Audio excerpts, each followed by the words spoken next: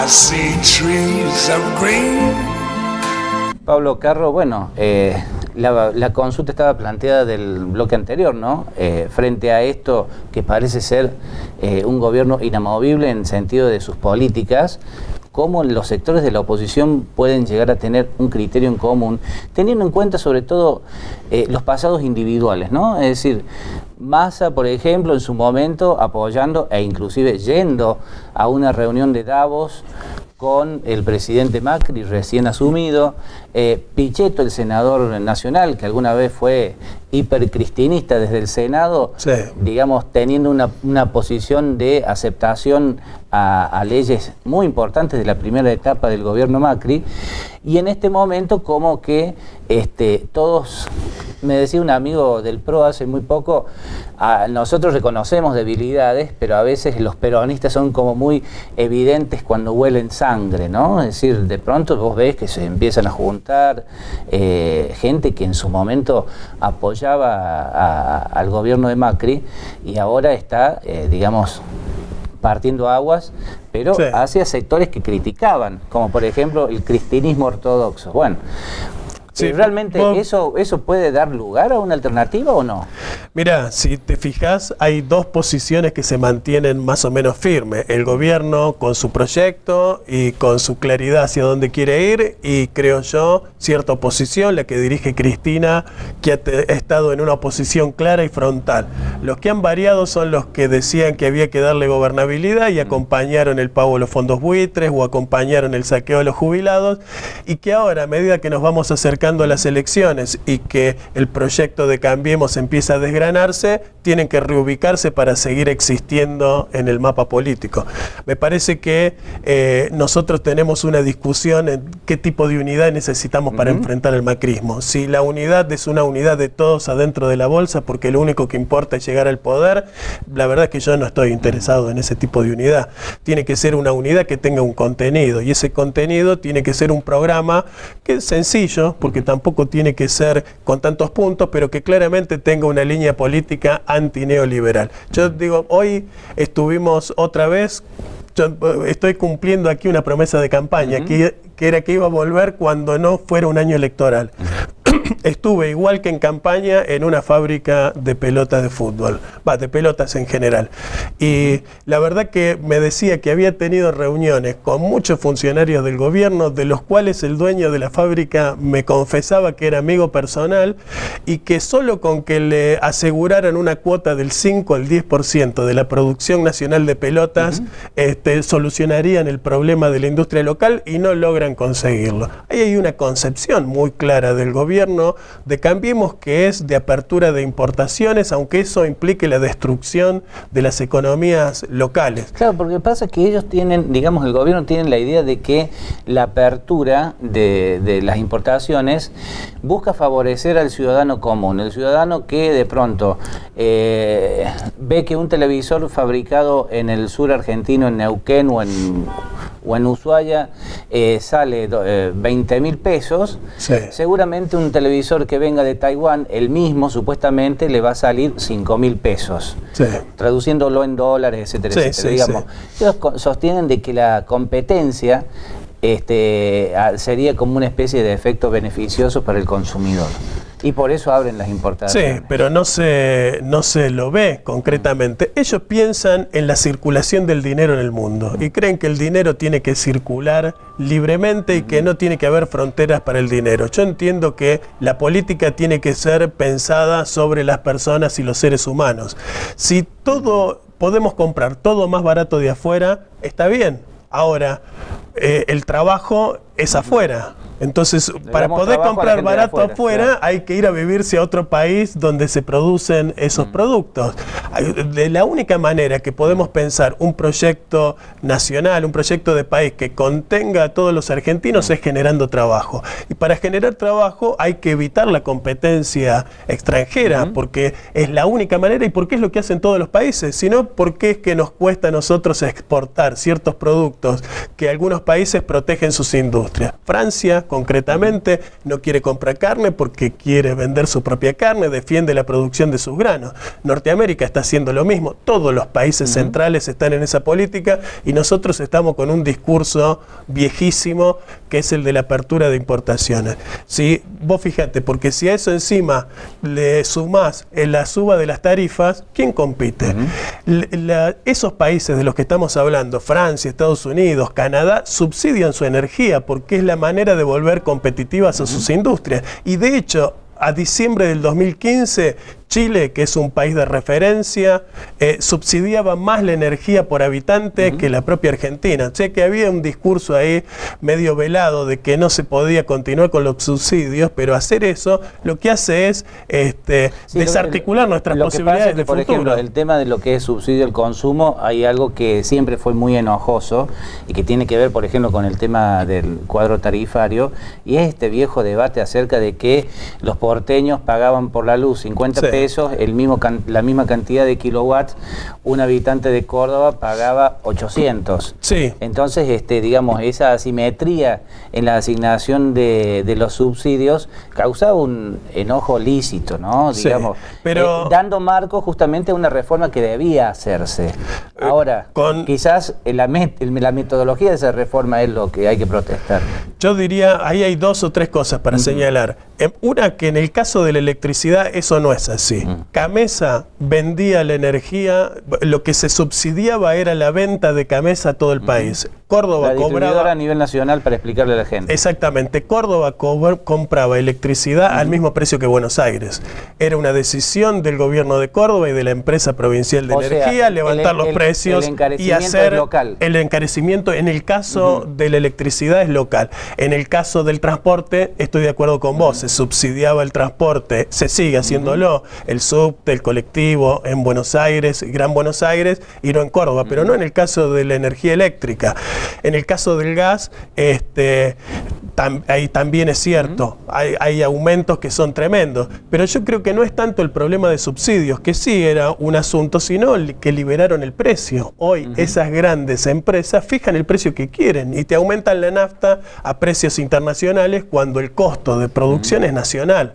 Y cuando pedimos que nos muestren cuál es la cadena de valor y cuáles son los costos reales para que la empresa tenga una ganancia razonable y se venda a un precio justo, no podemos acceder a esos datos. Hoy esas empresas están haciendo un negocio descomunal y llevándose la guita fuera. Igualmente el gobierno sostiene en el tema, por ejemplo, del gas, la necesidad de, digamos, que tiene que ver esto del aumento de las tarifas, en el hecho de que grandes proyectos como el de Vaca Muerta necesita una gran financiación. Sí. ¿Por qué? Porque hay reservas de gas para aproximadamente 900 años o 1000 años, pero claro, la infraestructura para esa reserva es millonaria. Mucho más de lo que se puede juntar actualmente con los ingresos que tienen las empresas. Pero, claro, para financiar esa infraestructura necesaria, aparentemente era necesario el aumento de tarifas. Esa es la explicación. Pero esa inversión no se hace. No te olvides que en primer lugar a esas empresas, a las empresas eléctricas, por ejemplo, tenían una deuda impositiva con el Estado y se la condonamos. Sí. Bueno, y después y en algunos casos se licuaba también. Se va a pagar a fuerza de los trabajadores. Vaca Muerta es un emprendimiento del gobierno de Cristina. Ahí estaba poniendo guita el Estado Nacional. Que la guita ¿dónde está? Y la tienen los sectores agroexportadores, la tienen las mineras. Si vos hubieras seguido con las retenciones, tendrías para invertir en Vaca Muerta, porque yo creo que es un desarrollo estratégico en el cual hay que invertir. Y hoy todo lo que es YPF pareciera que estuviéramos trabajando para Shell. Y tenemos un ministro ex CEO de Shell como Aranguren haciendo pingües negocios. Me parece que eso es lo que hay que modificar. Por allí están los problemas. No es la falta de recursos para invertir. Me parece que se estaba invirtiendo y me parece que se está desarticulando esa inversión y estas empresas venden, no están haciendo inversiones para abrir nuevos pozos. Lamentablemente no invierten nada. Se las llevan y se la llevan. ¿Ustedes consideran de que esto va a tener un parate, esto va a tener va a terminar en algún tipo de crisis? ¿Se espera un 2001 de nuevo o no? ¿Cómo la ves? Mira, yo creo que no un 2001 por diferentes razones. Primero, porque la situación de arrastre, a pesar del discurso de la pesada herencia, es muy diferente hoy que la del gobierno de la Rúa. Cuando de la Rúa asumió, ya había una altísima desocupación, había una pobreza casi de la mitad de los argentinos en situación de pobreza, y esa no es la situación actual.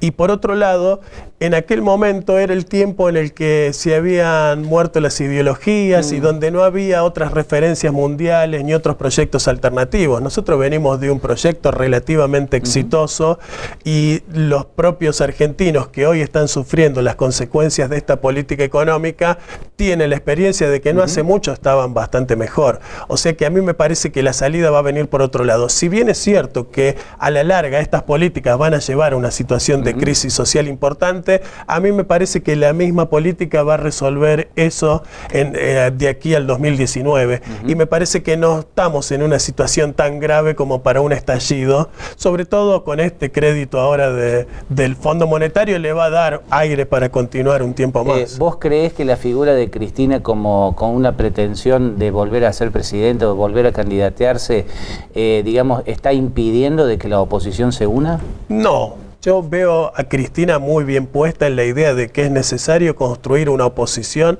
a las políticas de ajuste. Y que pero si ella genera resistencia en algunos sectores. Pero la resistencia me parece que tiene más que ver con cómo ven a Cristina otros que con lo que Cristina hace. Si me preguntás a mí, y yo he conversado con ella tiene en claro que es necesario construir una alternativa contra el ajuste y que si ella no tiene que protagonizar, no lo va a hacer. De eso estoy convencido. También es cierto que muchos otros, lo que pasa es que con estos temas y con la caída y la pérdida de imagen de Macri y Cristina sube sus acciones, bueno, hay sectores que dicen entonces queremos que sea Cristina, pero me parece que tiene que ver más con un deseo de la ciudadanía o de la militancia de que Cristina vuelva a gobernar que su propia decisión, que me parece que está más puesta. Ella misma ha hablado de figuras como Alberto Fernández, Felipe Solá. Digamos, me parece que ella está mirando otras posibilidades y esa es una discusión que hay que ir dando. Ahora, la intervención del Partido Justicialista, poniendo un personaje como Barrio Nuevo de interventor, me parece que claramente... Mucho al peronismo de Perón no le ayuda, digamos. Me parece que no, y me parece que tiene que ver con que efectivamente el peronismo empezaba a reorganizarse de cara a enfrentar al macrismo en el 19. Pablo, bueno, la última, antes de la despedida, ¿y por casa cómo andamos? ¿Qué pasa con la provincia de Córdoba? ¿Es Schiaretti de nuevo? ¿Cambiemos quizás eligiendo o no a la Coneja Baldassi? Mestre, que puede llegar a ser candidatos, pero... digamos, ¿otros partidos no se ven? No se ven. Bueno, los medios no muestran mucho otras cosas, ¿no? Yo diría que el proyecto de Unión por Córdoba es un proyecto agotado y que si hay algo que están reclamando los cordobeses es una renovación de la dirigencia política, por el lado del justicialismo y por el lado del radicalismo también. Lo que aparece como novedad serían los candidatos del PRO, pero la política que está llevando adelante el gobierno de Macri me parece que por sí sola va a invalidar esas candidaturas. Por lo tanto, yo creo que se abre una verdadera oportunidad para que haya una alternativa que no sea la de Unión por Córdoba ni del radicalismo clásico en Córdoba, y estamos trabajando para eso. Un frente amplio, con sentido opositor, que busque poner en el centro el trabajo y los trabajadores. Y yo creo que vamos por buen camino. Ese frente amplio, afuera de Unión por Córdoba, afuera de Cambiemos seguramente, pero afuera de Unión por Córdoba o en acuerdo con el peronismo que está dentro de Unión por Córdoba. Yo veo muy difícil que nosotros podamos tomar un acuerdo con Unión por Córdoba. Si vemos que votan contra los jubilados, si intentan... No, porque viste que en Unión por Córdoba hay aguas divididas, digamos, por ejemplo, la esposa de la Sota, Nazario, votó en contra en su momento de el tema de los jubilados en diciembre, mientras que Yarlora votó a favor del gobierno de Macri en ese sentido. Y luego en otras discusiones, aborto, otros temas también de interés público y político, han tenido posiciones divididas. ¿Esto qué es lo que sería un convite? Bueno, se habló hace muy poco también en una versión, como decimos los periodistas, ni confirmada ni desmentida, de una especie de charla entre De la Sota y Cristina Fernández, ¿no? Se hablan muchas cosas, es cierto. Mira, yo lo veo difícil. Yo lo que me imagino mucho más es muchos peronistas desencantados con la política de Unión por Córdoba, buscando una alternativa que los represente. Yo creo que hoy Unidad Ciudadana en Córdoba empieza a expresar a ese deseo de la militancia por abajo. Me parece que los que defendimos las banderas del peronismo, las banderas de la justicia social, de la soberanía política, de la independencia económica, ha estado en Unidad Ciudadana y no en Unión por Córdoba. Y me parece que eso se empieza a ver. Y yo creo que nosotros necesitamos un frente que tenga protagonismo del peronismo, pero que también contenga expresiones del radicalismo de Alfonsín, del socialismo, experiencias como el ADN de Tomás Méndez, creo que el progresismo. Me parece que aquel espacio vacante que dejó Luis Juez y que en algún momento supo representar, ¿no? Yo creo que estamos en condiciones de volver a representar y estamos trabajando para eso. Pablo, muchas gracias por haber venido. No, muchísimas gracias al programa. Un saludo para todos. Muy bien. Bueno, opiniones para tener en cuenta en esta noche. Muchísimas gracias, diputado Pablo Carro. En el próximo bloque, lo prometido también, con ustedes un gran actor de la escena nacional, Jorge Delía. I see trees of green.